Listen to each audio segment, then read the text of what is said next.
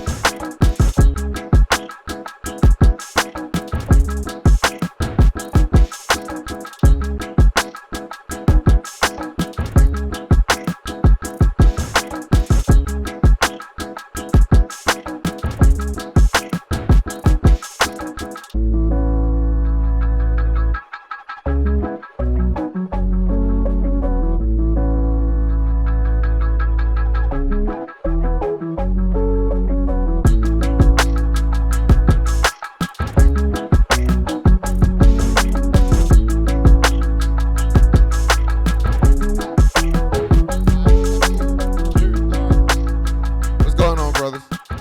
Y'all good? Now, it's a pleasure, and honor to be with you here today. I'm State Representative Eric Bell from District 75. Well, really, I'm Eric Bell. I just so happen to be a state representative from District 75. That's Clayton County, Jonesboro, mostly. I'm a product of this community, of this environment. Honestly, my grandmother's house is like 5 minutes down the block, so I was over here all the time just hanging out between here and Lee Street. So it's always good to be home. But I'm a product of Clayton County, Morehouse College. And I kind of got into politics because I was getting out the military, and there was a statistic that a black man is more likely to die in his neighborhood in a military combat. There's an active shooter in Virginia, I believe, or Ohio, and you know the saying that more people have guns, the more people can stop the shooter. It just so happened to be a black soldier with a gun to try to stop the shooter, and they shot him. Um, and then it seems like a perfect storm because Trayvon Martin, Mike Brown, and Tamar Rice all had happened. So as I'm coming home, it seemed like if I could serve this nation, sign an oath to protect the nation and Constitution against enemies, foreign and both domestic, I can do that and damn sure need to do that for my neighborhood. So I ran straight out of the military in 2015. Might have been a little hard-headed, but what they say, that hard head make a soft ass. I still came in second. It was a race of 9, but it gave me the experience to say, you know what, I need to do it again. Because before that, the first thing I did when I got out of the military, I went to an NAACP rally. The cops had busted open an elderly man serving a warrant, busted his teeth out, and I just had to get involved. And after multiple rallies, multiple protests, I realized we're begging for elected officials to hear us to write a policy, to change a policy. But I'm walking down the block with about 1,500 people right now, and to me that seemed like a voting block. Some of our rallies and protests, 10,000 people. To me, that looked like a voting block. So that's where it turned me to say, you know what, we need less. Not that we need less of us on the streets activating, organizing, demonstrating, but we need more of us in the Capitol building. We need more of us at City Hall. We need more of us at the county's municipal organization. So that's how it happened to me. That's how I got into it. Some of the things I was working on at the Capitol is big on criminal justice reform. The speaker limited us to 10 bills last year, so I didn't get to drop the deprivatization of probation and parole. I didn't get a chance to drop some of the marijuana policy that I wanted to do, but I did drop one. It's to remove marijuana as a reason an individual can't get the Hope Scholarship. I dropped another policy that removes felons. If you have a felony, you can't hold certain professional license in Georgia. If you can be the president, you can be a barber, a technician, HVAC, a masseuse, and so many other things. So I dropped a bill to remove those restrictions, not only on professional license, but for housing as well. So I'm looking to do more in that aspect. But what I need from you fellas is just show up as you are. You don't need a suit. You don't need a tie to come to the Capitol. They just need to see your face, your presence, your hair, your shoes. They just need to see you because that speaks volumes. You don't have to say a word. Your skin says enough. Your presence says enough. They see you and they know what time it is. So I know it's time for us to keep on with the program, but it's also time for us to stand up and take our rightful spot at the state capitol. Less than 0.0% of government contracts go to minorities, and I'm not just talking about Asians, blacks, browns, and even women now. I'm talking about all of us combined. So we need to get some of that money that's come down from that gold dome. So fellas, I really appreciate it. if ain't nobody tell you I love you, and I hope I get that back from you. So I appreciate it. This is a special one because right now, as some of you all may know, if you paying attention, and I'm encouraging us to pay attention politically, because what's happening in D.C. is one thing, but then there's something else happening right here at the state legislature in downtown under the Gold Dome that's going to impact us as well. They're passing laws, and so we have two of our brother legislators. They're not new to Black Man Lab. They don't just come in here when it's time for election. They come through every time we ask. They hear. We've been building with them on a lot of different things, and so they're here to share. And then we wanted Brother Miguel here as well, because Miguel has been advocating, right? You can't be, quote unquote, a lobbyist unless you're registered. So we can't call it lobbying, but he's been advocating for a bill against a bill that would really negatively impact us. And I would like for him to be able to share what that's looked like, because this is a new role that he's had to step in by necessity, and what he's learned through that process. Because I think you'll learn that this is something we all can do. When we find something that we got to speak on, we all can find our voice and find a way to get down there and let them know, that we have some other things that they need to hear. So think of it. We got two elected officials, and I don't call them politicians, intentionally. I ain't calling these guys politicians. They're two elected officials, public servants, and we have a lawyer. So you can imagine, this mic might get a little sticky for us. So a lot of words up here. There's a lot of words. If y'all could introduce yourselves, where you all represent, and let's say the top 3 bills that you're either advocating for or you're concerned about, right? And then Miguel, obviously you have a very focused area. I just want you to talk about your approach and involvement in the political space. And we're gonna give y'all each 3 minutes, because that's that's a little weighty. It's always good to be with you brothers every evening in a space like this, because this is how I draw my energy, right? To be able to speak for the voiceless. We all have jobs and other things. So you all, as I always tell folks, I work for you. You are the employer. I am the employee. You mentioned 3 bills, Brother Davis, so I'll try to be respectful of that. But I'm just going to tell you, 100% of our time down at the Capitol is to fight against bad bills. Because bad bills will negatively disrupt your life. You're not going to hear the good bills, because good bills are good bills. They don't disrupt our life like these bad bills. So, for example, House Bill 111 is a tax cut. A tax cut. You're going to hear folks under the Gold Dome saying they're giving the money back to the taxpayers. Me and my dear brother here, we want taxpayers to get their money back, but not in the manner in which House Bill 111 is. House Bill 111 will give the top 20% money earners in Georgia thousands of dollars. That means everyone else, depending on your marital status, can get either $70 to $250. It's horrible. Just think about that. So you get a check, let's say someone in this room get a check for $70 and they think you should be okay with that $70 check. So House Bill 111 is a horrible bill. It's a tax cut bill. That's how they frame it. The next bill, I know you're going to talk about Senate Bill 68. Okay, so I'll yield that one to you. Another bill that I think will negatively impact us is House Bill 651, which would ultimately expand the automated traffic enhancement in Georgia. Now, I want you to think about this. Let's say you're driving your automobile in, 3 or 4 different jurisdictions. And we have electronic cameras all over this state. all over this state. Now, we all been taught that you have a 5 miles an hour grace period over the speed limit, right?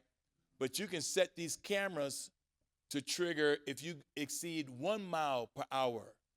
Because in Georgia, the law is if you exceed 1 miles per hour, we can send you a traffic citation. So you're driving during the course of your day, 8, 10 hours during the course of your day, and you go to 3 or 4 different jurisdictions, you can very well have 10 tickets by the time you get home. You can have a ticket in Fulton County, DeKalb County, Gwinnett County, so on and so forth. Now, I'm not saying that these municipalities would do that, but there is this thing called revenue. And every municipality trying to raise that revenue. And so they can set these cameras to meet that ends. And so House Bill, And in the areas of their county that they think will affect a particular population. that's exactly right. And it's predominantly black areas, so they can do that too. So House Bill 651 will ultimately expand the use of automated traffic enforcement in Georgia. That's a horrible bill. I know, Elle, you're going to touch on some of these too. My third one that just as egregious to me is House Bill 267, the Riley Gaines Act. Now, the way they frame it is to keep girls and women's sports safe. But when you read the legislation, they're going after anti-LGBTQIA+ and everybody else. It is a discriminatory, this is their way of doing discrimination on steroids. In fact, when you read this bill, again, House Bill 267, the Riley Gaines, she doesn't even live in Georgia. She's an influencer out of Tennessee that has an ought against black and brown and everybody else. And you have an individual that wrote a particular bill, House Bill 267, saying we're trying to keep our girls and women safe in sports. I had to do a little research, Brother Davis, and reached out to the NCAA. NCAA has over 510,000 student athletes, Division 1, 2, and 3. And they said out of 510,000, they had 9 individuals who went through the conversion from one gender to the next, and they no longer play sports. So my name is Elma D. Holly. Serving my fourth term. It's my 7th year. I flipped a Republican out of his seat by the biggest spread of swing votes at the time in the state. The state Democratic Party had a blank line by my name the whole year. Didn't help out, but the thing is that you ain't got to worry if you show up for the community and you always stay active. You stay active, you ain't got to worry about getting active. People see you out when you come to their door. You talk to them. Don't just come to their door for the vote. Actually get their understanding about what really concerns them. Be that connected. For me, I'm just like you. Literally, there's nothing about me that's different from. Only my experiences make me different. But there may come a time when you decide that you can't sit on the sidelines no more and you got to step up. For me, I had to lose my sister in July 2017. She had 3 diseases, and then 3 months after that, a sweet, sweet woman I loved so much. She developed stage 4 cancer, and she passed. So I just said, it's time to get out, and I can't sit on the sideline. I can't be up there with the sign no more. Nah, because there's people who have a desire to make sure that our communities don't ever get to afford a doctor, and those are people that have to be sent home. There's going to come a time you're going to say, I don't see any justice actually happen in my community, and I've tried, but I can't do this no more. God, help me be the man I'm supposed to be. Let me step up, and let me work on the faith to actually change this system to make it right. this system was never designed for our success. So knowing that means that we don't just sit back and just chill out. We got to get up in here and make these people feel our impact. Couple of bills. Actually, let me just give you some background. Right now, we've only been in session for 40 days. So far, 2,125 pieces of legislation have been introduced, and 1,004, basically 1,000 of those bills are bills from the House and the Senate. Some of the things that we actually have to stop are those bad bills. I'm just going to name a couple of them just because we got a lot. We fight a lot. But again, that's what this state. It's a slave state. What more can you expect? Okay. Oh yeah. So good point. All right. So Republicans and Democrats agree. Give me three answers. How many times percentage wise? What percentage do Republicans and Democrats agree? Go ahead. 50. All right. My man in the back. What'd you say? Say 25. Next one. Little man. What'd you say? I like how it's phrased. The real answer is around 80 to 85%. But because when you have people who are choking each other out and slapping or getting wild and crazy, that's the only time that most people actually will watch the news. So that's the only time that you find out that we actually have anything going on. But really, about 80 to 85% of the bills that we actually agree on. The problem is that we have a toxic relationship. Basically, imagine somebody that you get along with, but then when you turn around and go and hug them, they pull out a knife on you. That's what we got up here. We agree on a lot of things, but then after a while, you're like, yo, where you coming from this bill that's pro-mass incarceration? Where you coming with this bill that pulls money out of my school? Where you coming with this bill that talks about wanting safe schools, like this one that currently just passed? One is safe schools, but you are up here allowing for teachers to pinpoint which of their students that they think are criminal. Think of they criminal. The teachers themselves, they're not experts at this.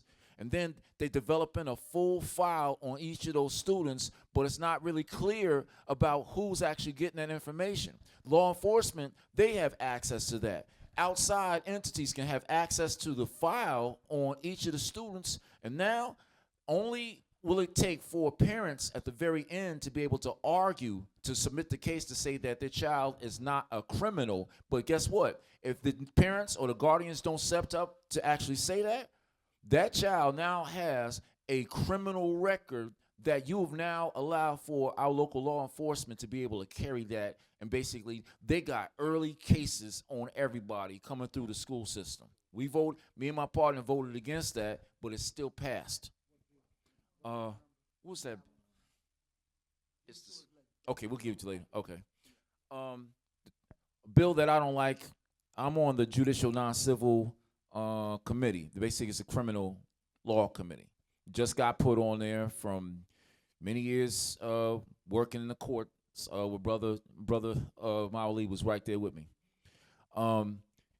We have a bill that Representative Tim Fleming, it was called the HALO Act, H-A-L-O.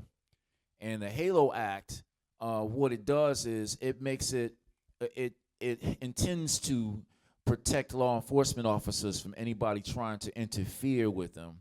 But it actually has it where you can't come up, you cannot come within 25 feet of a law enforcement officer if they're making an arrest. And if you come across that 25 feet, then they can arrest you and charge you with a misdemeanor. The problem is that there's no directive inside there to actually make it so that the law enforcement officer, that police officer, can tell you where's 25 feet. So imagine you stand right here, you 10 feet away from me. You 10 feet away from me, you can get arrested, but there's nothing requiring the police officer to let you know what 25 feet is. Also, there's no way to actually identify what those officers' actions are. So what is interference if you got a mother who's coming up there and she wants to protect her child from getting arrested? She wants to find out what jail you take him to. She comes up there in the officer's area, which is closer than 25 feet. Now she got a charge and she getting arrested. Well, we restricted that. We fought that bill in committee. So that bill in committee, it's not even that. All it does is I'll just wrap it up real quick. It just all it does, it just adds a felony that's already on the books. And many times they do that. They'll add a charge that's already in existence, so it really ain't doing nothing. The problem is, as Senator Randy Robinson, who's a real, the Klan would love him. He dropped that same bill, and now that's coming to a the Judicial Non-Civil Committee that I'm not on, and that's what I'm more than likely we'll see that pass. So it's just a mess. What's going on, brothers? Miguel Dominguez. I'm an attorney in town. I do civil work, personal injury, and civil rights work. Also on the Black Man Lab Board. Most recently, I was asked to help out in this fight against a bill named SB 68 and 69. This bill is probably one of the most dangerous bills for our people. You know, there's a lot that goes on with black and brown and also poor folks in terms of our survival, how we survive. And many times that leads us to places that are dangerous to live, whether that's in the hood, whether it's slumlords that are managing these properties, slum hotels where there's sex trafficking going on, involving our women and our babies. There's properties where crime is through the roof because gangs and drug organizations are allowed to operate with impunity on those properties. And many times what is not discussed is that the property owners themselves, whether a motel chain or whether they're apartment complex owners, they actually profit from what goes on. Not only are they charging our people rent, but they have side hustles going on with the pimps, with the sex traffickers, with the drug dealers, with the gangs and other folks that are involved in creating this environment where our people aren't safe. So what SB 68 seeks to do is essentially limit what our people can take to court in a civil action, in a lawsuit against these property owners to the extent that they've been injured. So, for example, the victims of sex trafficking, right, to the extent that they can hold the motel accountable. We heard at our press conference the other day, Quaylen was there. We had a bunch of actual sex trafficking victims show up and educate the public and these legislators about what's really going on. And many of them told stories of being kidnapped from their families, being brought to these motels that are right here in the metro Atlanta area, where, you know, upon arrival and they saw all the people, they thought, I'm finally going to be rescued from this mess because we out here in the open. And what they found out was that these sex traffickers were able to take them to more secluded areas of these properties at the direction of the owners who own these motels so that they would sort of be out of sight. And they told stories about how, you know, after they were being sex trafficked, the hotel housekeepers were coming after each incident with Johns to clean up sheets and clean up garbage, right? And so none of us have ever been to a hotel where housekeeping comes, you know, every 30 minutes or every hour. That's not how that works, right? They come once a day. So if that's happening, it's because the actual hotel owners are in cahoots with these sex traffickers and they're paying for that extra service, right?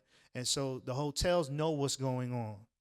And many times these are children, you know, our daughters, our sisters, our nieces that are being trafficked in this way from a young age.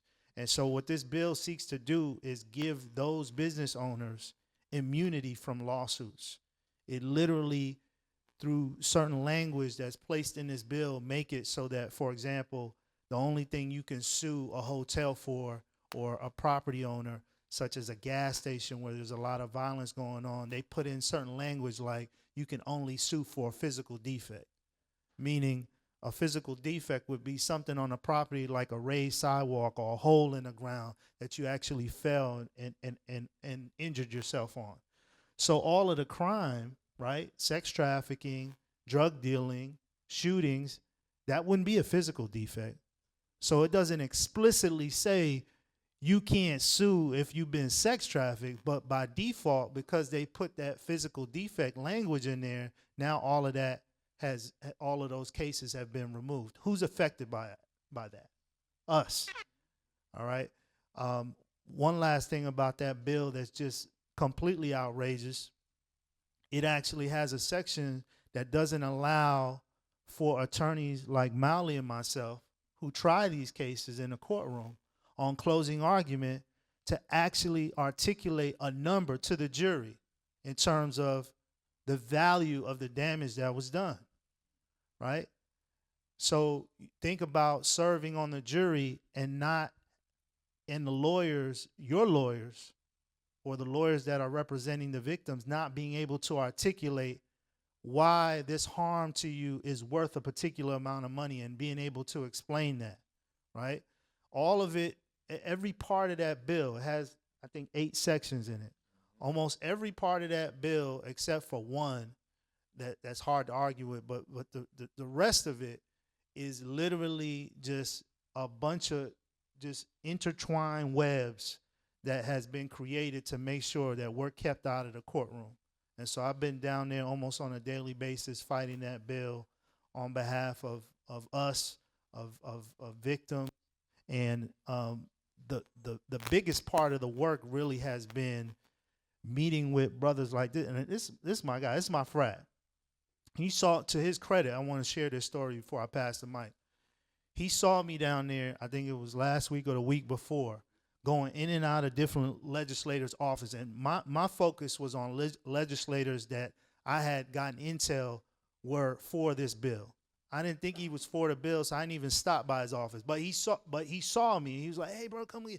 So I came in, dapped him up, and he was like, "Hey, man, let me hear your spiel," right? Because he was interested in knowing the intricacies of the bill that we had an issue with. So even though he was already on one side of this thing, which was for the people, right, he still had enough time to meet with me and say, "Hey, let me hear what it is that you're telling the rest of these legislators, because I wanna know," right? Because, and this is what I'll close with, we really need to understand that these bills, all of these bills that they've talked about, the devil's in the details. The language that's in these bills, the stuff that they're promoting, for example, this bill that I'm talking to you about, you know how it's being promoted? As a bill that all Georgians and all business owners should be behind because it's going to lower insurance premiums. There's not one iota of language in the bill that actually speaks to lowering insurance premiums, but that is how it's being promoted out in the community, right? There is nothing in there that says, "Hey, this is a bill to restrict victims' right to the courthouse." That's not how it's being promoted, right? But the devil's in the details. And so sometimes what we find is that it's written in a way that even lawyers that we've allowed to read SB 68, if they're not trial lawyers, they don't even really get the consequences of it. And so we got to be down there to really do our part to educate and to really get into those details and let folks know, look, this is how this is actually going to impact the community. SB 68. And the reason, like, I'm taking them down, y'all. We need to take notes, right? Because part of our work in building and organizing is that we look this up. We're going to ask for some resources from these brothers, that some websites that we can go to and get the real skinny on it. And then we've got to educate our household and then the people that we have the most impact with, right? So some of y'all got a bunch of followers on Instagram, Facebook. We need you to leverage that for this, right? Because we'll show all kind of stuff or share stuff. We need you all to share this to help us educate. This has to be a source of education. Is that cool? Yeah. There's a whole lot of evil assigned to similar numbers. The school safety bill that criminalizes students is House Bill 268. When we're in these rooms, only the elected folks can be in there. And so folks like myself and Brother L here, we have to be armed to have the specifics. So it's important for us to hear from, Brother Davis and Brother Miguel. So even though I'm a strong no, by their expertise, they're in the courtroom. They can say, hey, out of Section 8 or Section 2 or Section 3, here's the issue. Here's bifurcation, right? I'm not a lawyer, but this brother educated me on it. So now when we're in the room with other elected folks in our caucus, now we can speak to it and bring their education up to the level. That's the first point. The second point is this. You all going to hear something that's under that gold dome where they said, we got to be able to compromise, right? Listen, brothers, you compromise with your wife and your boo and your girlfriend. That's the only time. We can't compromise on legislation. Here's the reason why. Because somebody compromised on the 13th Amendment and put 2 sentences in the 13th Amendment. So 90% says all Negroes are free. But if you get captured and we put you in jail, that 10%, you're free labor. Somebody compromised on the Civil Rights Act. The Voting Rights Act, the Voting Rights Act. It said you can vote, but there was 2 or 3 sentences in there, Brother David, that said every 25 years we're going to vote so we can say if Negroes in this country can vote or not. We can't compromise. So we may like 90% of the bill, but if there's 10% wrong that's going to hurt us, Brother Davis, we got to shut it down. Because that area in which we compromise will negatively hurt us. And so that's the reason why we have to say, as Brother Miguel said, yeah, there's 8 sections. 2 sections we probably can tolerate. But it's the other 6 we can't. And that's why there's no room to compromise when it comes down to legislation that's going to negatively impact black and brown community. Y'all need to really take notice of who these brothers are. I get it, in the times that we're living in, especially with Trump in office, it's very easy for us to get discouraged by the political process. I'm sure these brothers get discouraged and got to get recharged every single day because they're down there and they're seeing what's really going on. But on the local scene, we got to know, and we can't make an assumption that because somebody's white, they ain't with us, or because somebody's black, they're with us, or whatever the case may be, because I'm telling you, I myself, and I won't tell this story, but I was just telling Brother Jackson as we were waiting to get on, somebody that I bumped into that I just would have assumed was with us and was in the same posture as we were on this bill, and they absolutely were not, right? But these brothers are, right? So even if that election comes and you don't feel like going out to the booth and casting your vote, here's some reasons why you need to. If you're not living in these brothers' district, you know somebody who is, and you've heard them before, you've seen them at the lab before the election season, it's your duty. You're not running, they are. It's your duty to tell somebody in Henry County or wherever they are to say, hey, I know that brother. I can't cast a vote in that district, but you can. Please go and do it today. So sometimes we have bills that you hear that are like that, right? And but those bills actually have to, in order for them to become a law, they actually have to pass out of a committee where there's a bunch of people who listen to it and hear it and they'll vote in favor or to vote against it. Sometimes it'll have to pass that. Most times they have to pass that, and then it goes before everybody. We call it the whole house, and then we'll have to vote on it, right? So we always have to look at is what you just said. We call that the language of the bill, and we have to make sure that now that it starts in one place. It'll start in the House or start in the Senate, and then it goes to the other one, right? So the House, then it go to the Senate, or the Senate, it'll go to the House. And so what we have to watch out for is that the language, basically exactly as you said it, with a little bit more, a couple of more sentences on there, that doesn't become something that's added in on a bill that has absolutely nothing to do with that. But it's a way of being sneaky, right? So it's almost like if your teacher asks you for a homework assignment and you don't, and so imagine you already have the homework done, but your friend says, "Hey, let me borrow that," and he uses it as a cheat sheet.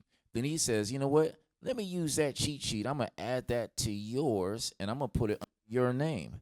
And now, when you turn that in, I can get 100 too. If you're gonna get 100." It's like that. That's how sneaky they are. So we have to watch to make sure that language that you said doesn't include that. It isn't inputted in there. But the problem with that is that if you're homeschooled and your mom cares enough about you, your dad cares enough about you, whoever's there helping you out learn, right? The problem with Georgia is that Georgia likes to. We have a state that does not want for young black children to be able to have access to a good education that the state has to pay for, right? This is a state that got its earliest foundation. It started early using slavery as part of its farm system, and so because slavery may be gone, except for in cases where a person is incarcerated, a person is in jail, but this state does not want to see it does not hold black education high enough, and so therefore it wants to make sure that even if you are not having your child in school, that there's still some things that those who are teaching you can't do. Besides voting, what can I do to fight? Like you were saying, going down to the Capitol, but what does that look like? Like when I go down there, what exactly do I do? There's levels to this, but one level above just showing up and voting is knowing who your representative is, right? Who your senator is. And then when you hear or when you do your own research and realize that there's a bill that is not good for us, ringing that phone or sending that email to say, it doesn't have to be long. It could literally just say, "Hey, I'm in your district. I'm not with this bill, and I'm asking for you to oppose it, or I'm asking for you to pass." Usually it's going to be opposed because, like this brother said, the good bills we don't even hear about. It's the bad bills that they're down there fighting every day. So please research based on your address. It's very easy to pull up, and that probably is a website that y'all can get from these brothers. In the courts, the bills that I've heard, the bad bills, it seems like the integrity, the human constitution, like the human rights have been lost within the courts. I guess the question that I have is, how do we gain that back? This is tonight's homework. To find out where you are, and again, to Brother Miguel's point, who represents you at the federal level and state and county, go to mvp.sos.ga.gov.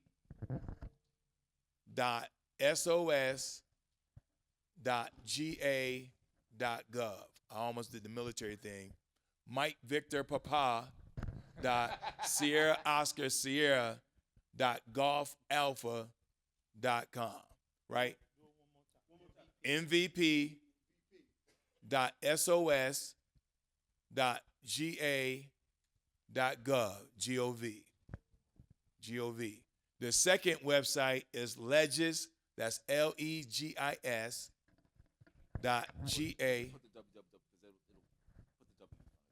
Put the W. Okay. All right. www. Man, I thought we graduated from www.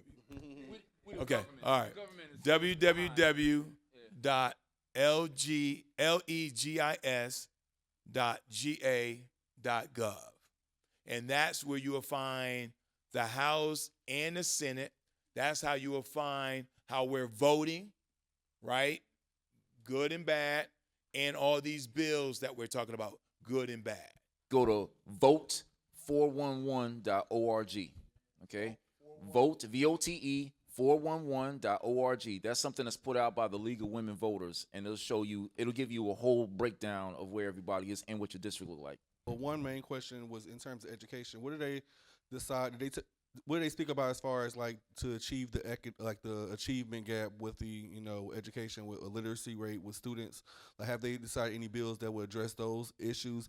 And then as far as us organizing and getting more people in that state house and Senate house, which is really the main issue, what are we doing as far as that? Because the last time we talked about that, there were like 5 seats that were kind of open to being flipped.